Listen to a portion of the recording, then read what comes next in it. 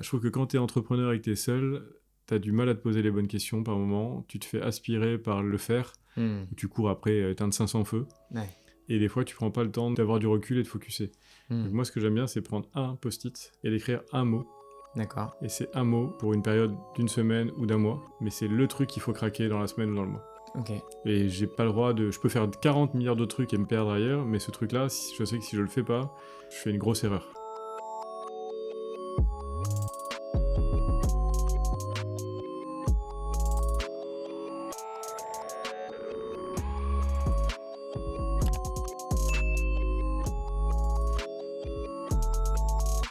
Bonjour à tous et bienvenue pour ce nouvel épisode de From Scratch. Cette semaine, j'ai le plaisir de recevoir un spécialiste dans la création de start-up et vous allez très vite comprendre pourquoi puisque j'accueille aujourd'hui Patrick Amiel. Salut Patrick. Bonsoir Thibaut.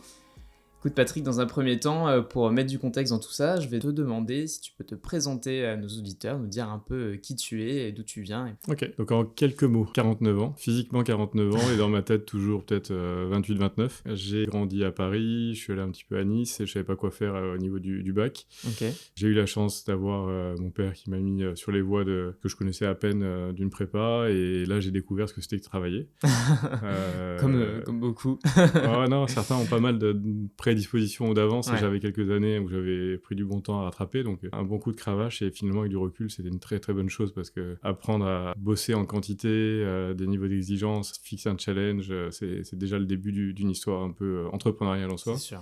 Et voilà, et puis après j'ai fait une école de commerce, je suis allé à l'EDEC à Nice quand l'EDEC venait juste d'ouvrir, donc c'était en D'accord. soi très entrepreneurial à Nice parce qu'on avait des murs encore un peu blancs, c'est la première année où il y avait 3 promos, donc l'école D'accord. se construisait. Ah ouais, tout début. Et il a fallu avoir plein d'idées pour créer l'école, quoi, Hmm.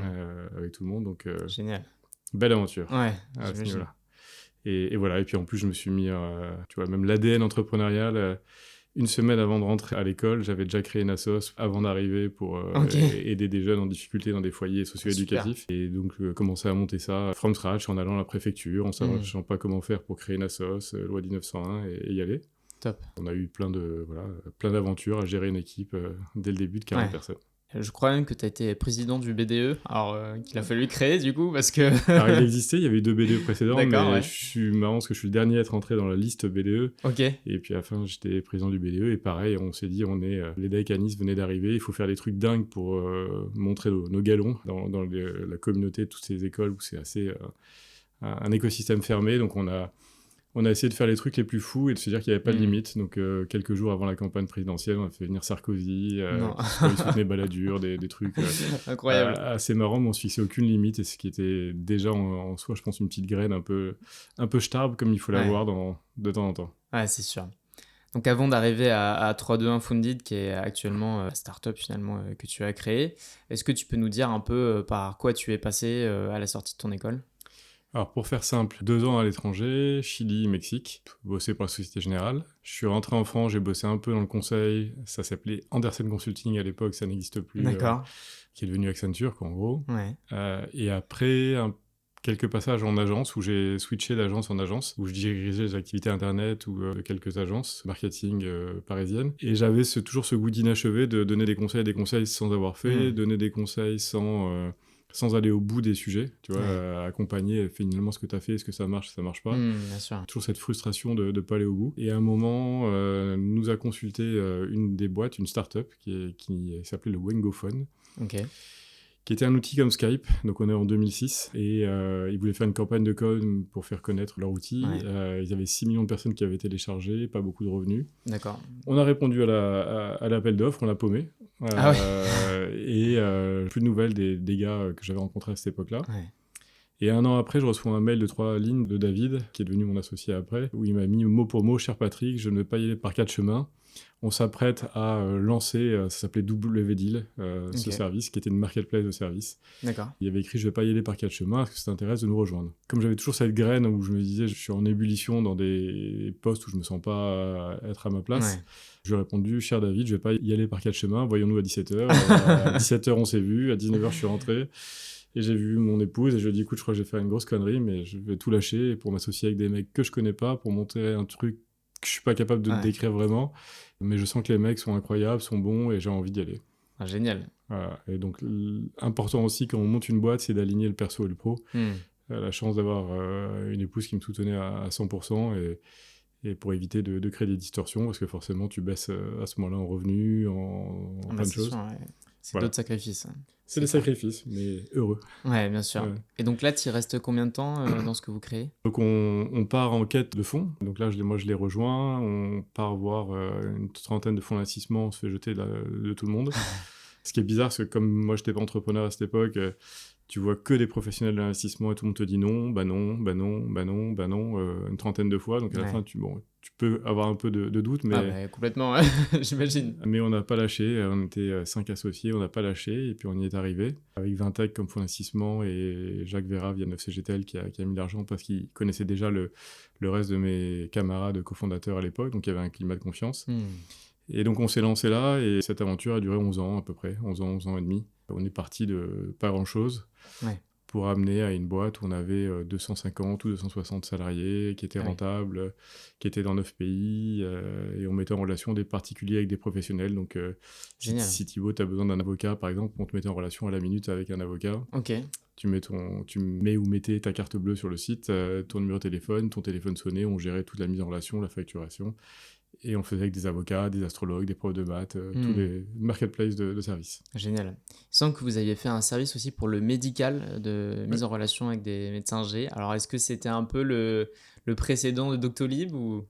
Alors, on avait envie de faire un peu de télémédecine, on avait à peine effleuré, mais on n'est pas allé très loin. Et à un moment, on avait racheté une boîte et on l'a renommée pour qu'elle s'appelle rendez-vous-médicaux.com. D'accord.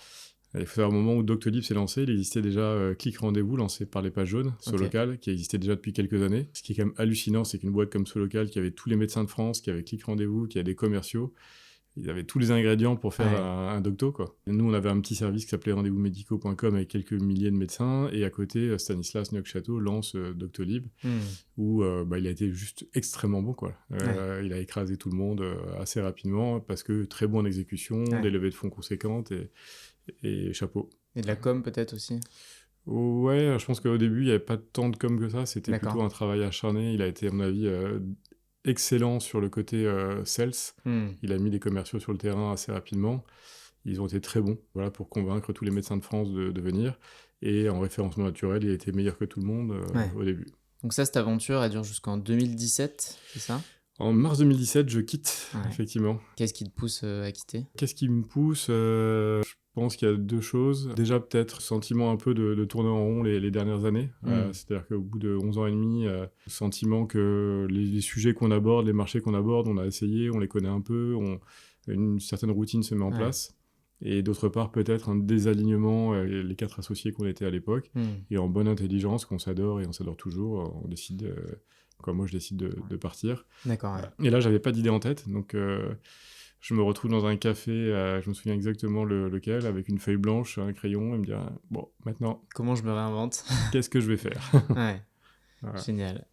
Donc là, il me semble que tu pars pas spécialement, tu montes pas tout de suite quelque chose, tu vas investir dans des boîtes et tu vas aller au board d'un certain nombre d'entre elles, c'est ça?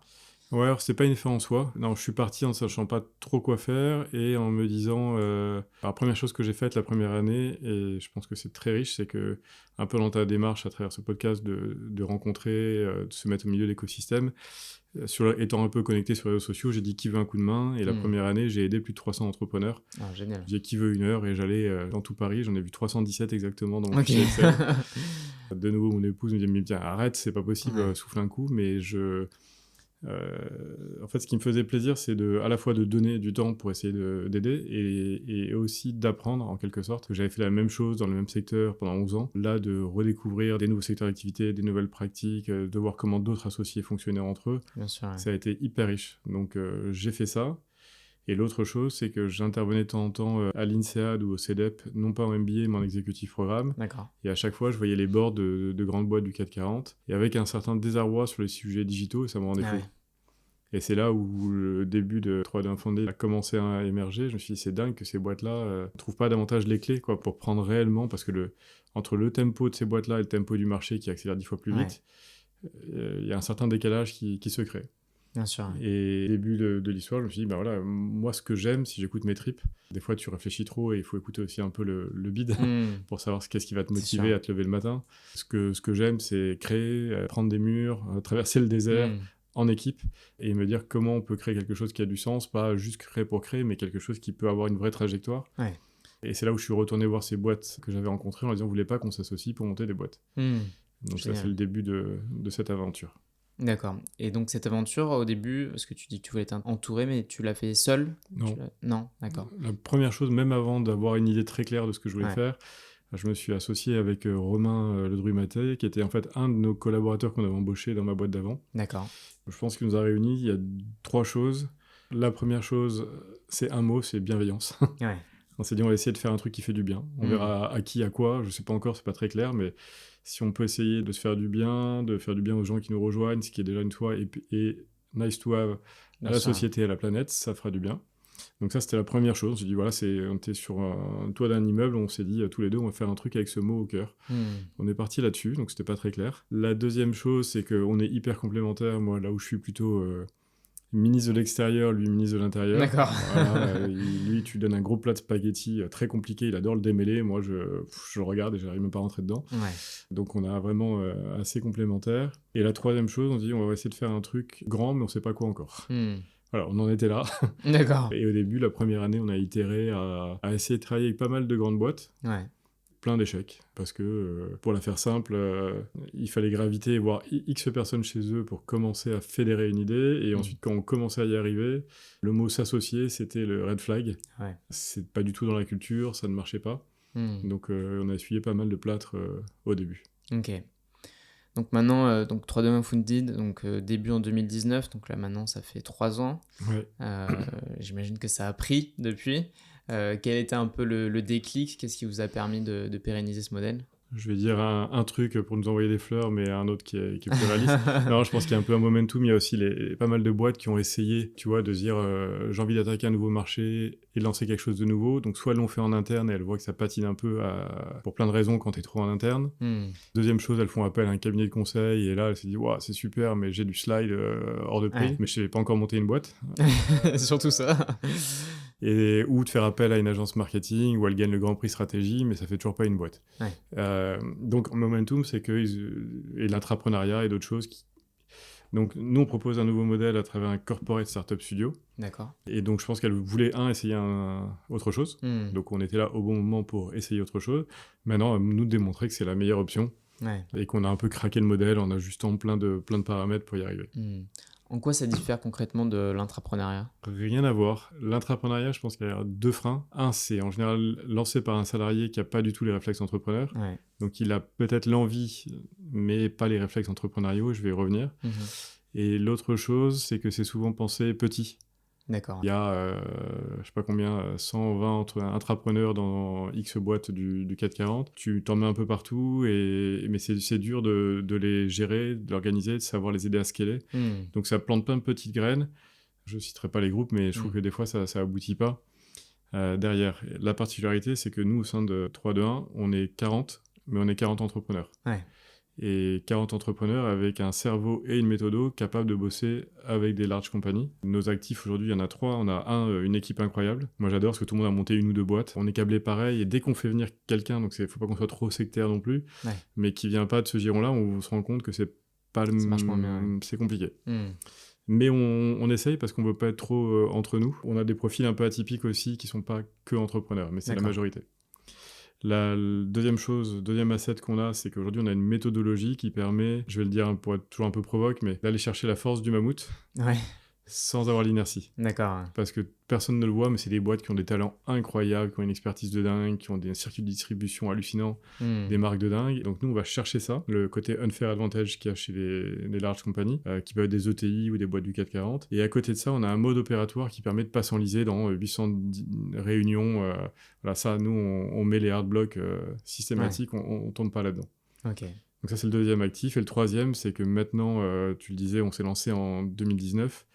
Première année, un peu chercher le modèle. Et maintenant, je pense que si on se projette à Q1, on aura lancé une dizaine de boîtes. Ok. Et on a vraiment aujourd'hui un début de portefeuille, si tu veux. On est co-actionnaire de toutes ces boîtes-là. Donc on a un double business model, un peu, accompagnement d'un côté, mais aussi on accompagne dans la durée. Et nous, on sera très content si la boîte, elle cartonne. Donc on est incentivé là-dessus. Ouais, bien sûr. Il n'y a pas de durée, c'est jusqu'à attendre d'attendre le product market fit et puis après on accompagnera et puis on se diluera en série A, série B, parce qu'on n'est pas un fonds, donc on n'a pas la capacité d'investissement. Mais on sera très content d'avoir été cofondateur de toutes ces boîtes-là. Ouais, ça doit être super riche en plus en expérience. C'est riche, je pense aux équipes qui sont restées au boulot ce soir, parce qu'on a un truc qu'on est en train de préparer là. D'accord, super. Écoute Patrick, maintenant qu'on a fait un bon tour de ton actualité et de ton passé pour mettre du contexte avec tout ça, donc je le disais, tu as une grosse expérience dans l'entrepreneuriat et on comprend bien pourquoi. Justement, avec tout ce passif, selon toi, qu'est-ce que tu referais ou non si tu devais recommencer un projet from scratch ? Quel serait ton état d'esprit, ce que tu mettrais en premier, tes premiers points d'attention ? Je pense que c'est assez le quotidien par rapport aux boîtes qu'on lance aujourd'hui. On a quand même 2 réflexes systématiques. Ouais. Les 2 mots-clés, ça va être sortir et s'entourer. Pas rester à développer un produit dans son garage, à le parfaire, à améliorer les features. Certains le font des fois en cercle clos et encore plus des ingénieurs que d'autres. Puis à la fin, tu as développé un truc génial, mais est-ce qu'il répond à un besoin ? Est-ce que tu as assez de sous pour le commercialiser ou de temps ? Donc assez rapidement d'aller parler avec des gens de la catégorie dans laquelle tu te lances, du secteur, et d'aller leur dire, écoute, j'ai envie de lancer ça, il n'y a pas de secret de polichinelle, hein. Je pense qu'on pourrait te donner le BP de, je sais pas quoi, de Sorare à un moment donné, c'est pas pour ça que tu aurais exécuté mieux que l'équipe. C'est sûr. À rester secret, je pense que ça n'a pas beaucoup de valeur, mais de dire, voilà, j'ai envie de faire ça, j'ai déjà un proto, j'ai déjà un début de quelque chose, j'ai besoin de comprendre le client, j'ai besoin de comprendre qui va me payer, comment le vendre, c'est quoi les conseils, d'aller voir quelques personnes du secteur pour avoir leur feedback, déjà c'est indispensable. On a dû te le dire déjà dans tous les autres podcasts, mais aller se confronter très vite à la réalité, et puis de s'entourer, parce que ça dépend si tu es un peu primo-entrepreneur, et même pour d'autres, parce que tu vois là, je suis en train de réfléchir à créer un board sur 3D Funded là actuellement, mais avoir un board, c'est hyper sain, avoir 1 ou 2 advisors qui t'accompagnent un peu dans la durée, choisir des gens qui ont déjà été entrepreneurs, qui vont te dire, attends, passe pas ton temps là-dessus, ou là tu vas te prendre un mur, après tu fais ce que tu veux des conseils, tout n'est pas... Voilà, ils n'auront pas la vérité sur tout, mais je pense qu'il faut s'entourer. Ouais, et puis ça apporte un point de vue extérieur qui peut être un peu plus objectif que quand on a été dans le guidon. Un peu plus, avec un peu plus d'expérience. Je pense écouter ses parents, ses aïeux, ça a du sens. Quand on comprend que ça a de la valeur de les écouter, parce qu'au début on est un peu ado rebelle, mais quand tu comprends, tu te dis, ah tiens, c'est marrant, ils étaient quand même bienveillants pour moi, ils avaient quand même des choses que je ne savais pas. Et là, donc si je transpose là-dessus, je pense que tu as tout à gagner à aller t'entourer d'une ou 2 personnes. Et s'il faut lâcher 1 point ou 2 du cap pour que les gens s'investissent, ça peut avoir une valeur de dingue. Ouais, bien sûr. Est-ce que dans tes activités précédentes ou même actuellement, tu as connu des échecs, que tu as su les analyser et que tu ferais différemment ? Ouais, bien sûr. On en a connu plein. Je pense que ceux qui n'ont pas d'échecs sont des entrepreneurs qui feraient mieux de jouer au loto. Non, on a tous connu des galères. Tout à l'heure, on citait le cas avec Rendez-vous médicaux qu'on avait lancé Doctolib. Donc, franchement, je pense qu'on était globalement là au bon moment, mais on n'a pas su exécuter aussi bien que d'autres. Qu'est-ce qui a manqué ? Qu'est-ce qui a manqué ? C'est, je pense qu'il y a une histoire d'horloge interne. C'est-à-dire que nous, quatre associés, à ce moment-là, on n'était pas forcément alignés sur la façon d'opérer. On avait un actionnaire qui était Vivendi, via Vincent Bolloré, qui, quand on allait le voir pour le projet, nous a donné le fuel qu'on demandait. Donc, il a voulu investir hyper sponsor.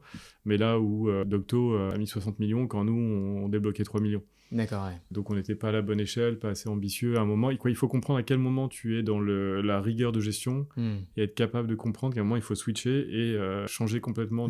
Et c'est compliqué de changer de mindset où tu essaies d'être rigoureux pour bien gérer une boîte.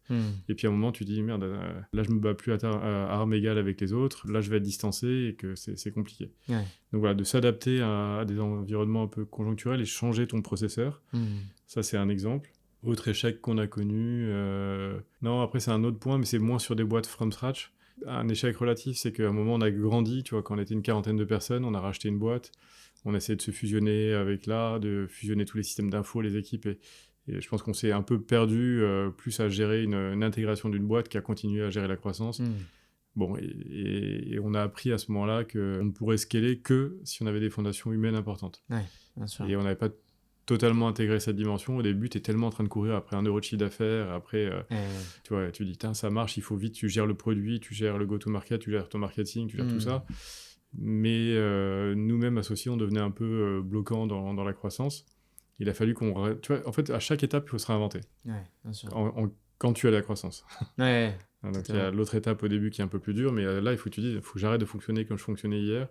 Et quelle est ma nouvelle posture dans la boîte, c'est pas évident. Ouais. Avec tous les entrepreneurs que tu as pu accompagner, tu disais 321 boîtes que tu as suivies. 317, pardon. Est-ce qu'il y a des questions qui revenaient le plus fréquemment quels étaient un peu leurs enjeux pour eux? Les enjeux, si c'est très early, mis à part les besoins de financement, c'est de chercher du client, quoi. Ouais. Et ce qui est ça, mais c'est la bonne question. Donc d'arriver à ce début de traction pour montrer que ta boîte, elle prend. Je trouve qu'il y a souvent trop de discussions qui sont autour du produit à ce moment-là. Et on se perd dans des discussions assez théoriques. Est-ce que j'ai le bon produit, est-ce que j'ai pas le bon produit? Tant que tu l'as pas mis en face de ton marché, et de comprendre quelle est tu vois, à quel moment dans le go-to-market tu as le bon produit en face de la bonne audience. Donc de faire se joindre les deux. Des fois, tu as le bon produit, mais tu ne l'exposes pas à la bonne personne. Oui, bien sûr. Donc de travailler ça avec précision, ça c'est une question qui revient souvent.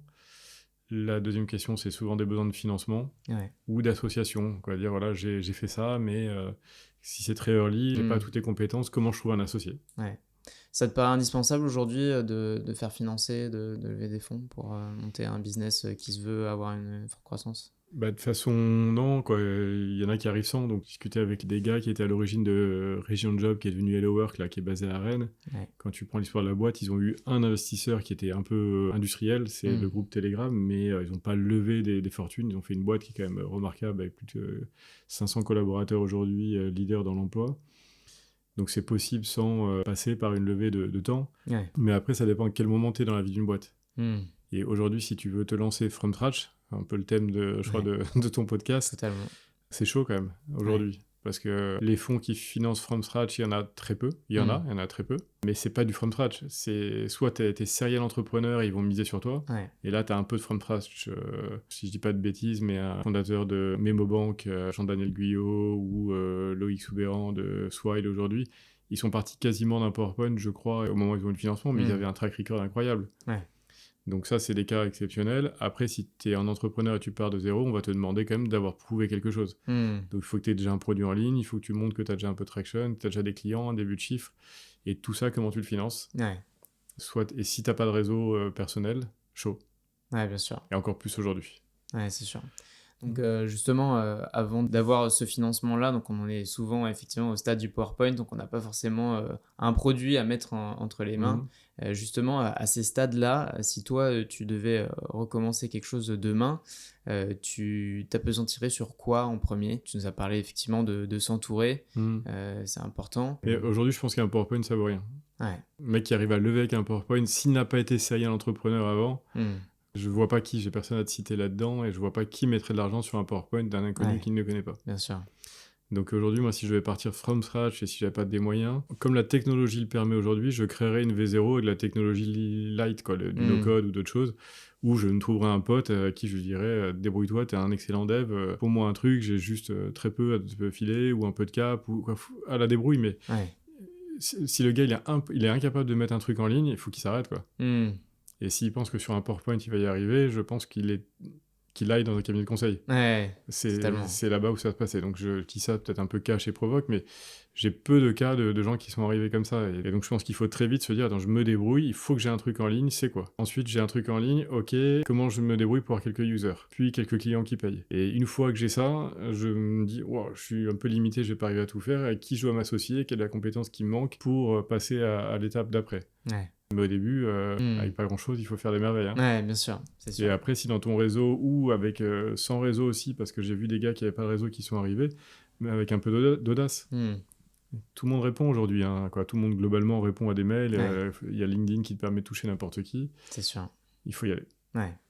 À l'inverse, est-ce qu'il y a des choses que tu penses que tu as extrêmement bien exécutées ou faites, mis en place dans tes différents business et que tu referais demain sur un projet from scratch? J'aime pas les autofleurs comme ça, donc je sais pas. Ce qu'on a bien réalisé dans le passé, dans ma boîte d'avant, je pense qu'avec mes associés, comme eux avaient déjà eu une expérience entrepreneuriale assez lucide sur les choix, Ouais. 2, on s'est foutu un niveau d'exigence pour y arriver.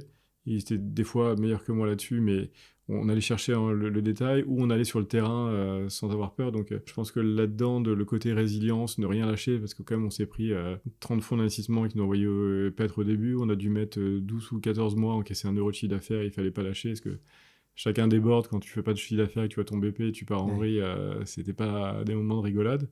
Non, de pas lâcher, pas lâcher. Et à partir du moment où on a vu la lumière sur le début de ce qui a commencé à marcher, là, de s'accrocher à cette lumière et de se dire, ce truc-là qui est petit, il faut que je le fasse devenir plus grand que le soleil, quoi. Et il faut le faire grossir, et te poser toutes les bonnes questions, l'industrialiser.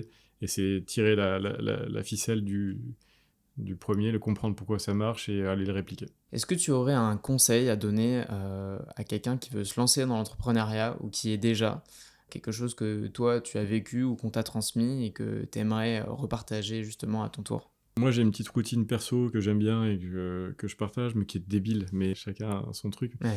Je trouve que quand tu es entrepreneur et que tu es seul, tu as du mal à te poser les bonnes questions par moment. Tu te fais aspirer par le faire, ou tu cours après éteindre 500 feux. Ouais. Et des fois, tu prends pas le temps d'avoir du recul et de focuser. Donc moi, ce que j'aime bien, c'est prendre un post-it et d'écrire un mot. D'accord. Et c'est un mot pour une période d'une semaine ou d'un mois, mais c'est le truc qu'il faut craquer dans la semaine ou dans le mois. Ok. Et j'ai pas le droit de... Je peux faire 40 milliards d'autres trucs et me perdre ailleurs, mais ce truc-là, je sais que si je le fais pas, je fais une grosse erreur. T'as un exemple peut-être? Un exemple, je peux donner 2 exemples. Sur une des boîtes qu'on lance, je sais que l'équipe court après trop de lièvres en même temps. Je leur ai dit, voilà, il y a un seul chiffre, c'est 300. Okay. Je veux les 300 premières résas sur tel truc, le reste. Donc trouvez-moi tous les leviers qui permettent d'y arriver. Et on met les cerveaux dessus, et donc du coup on a trouvé des partenariats qui vont bien, un peu de RefNat, un peu d'AdWords, un peu de trucs, et on n'est plus en train de parfaire le produit ou voir que le process n'est pas le bon et compagnie. Ouais. Ça, fine, mais ça ne nous regarde pas. Et chaque semaine, on se parle que des 300. On en a combien sur les 300? Donc ça, c'est un exemple concret, mais c'est juste une façon de focuser. Ou inversement, sur 3D Funded, il y a quelques temps, on sentait bien qu'il fallait qu'on accélère et qu'on n'était pas assez bon en RH, donc le mot c'était RH. Et donc je me suis dit, voilà, il faut qu'on trouve 2 personnes qui nous aident à progresser là-dessus. On a trouvé Marie et Grégoire qui aujourd'hui gèrent cet aspect-là, et on sent bien le avant-après après leur arrivée.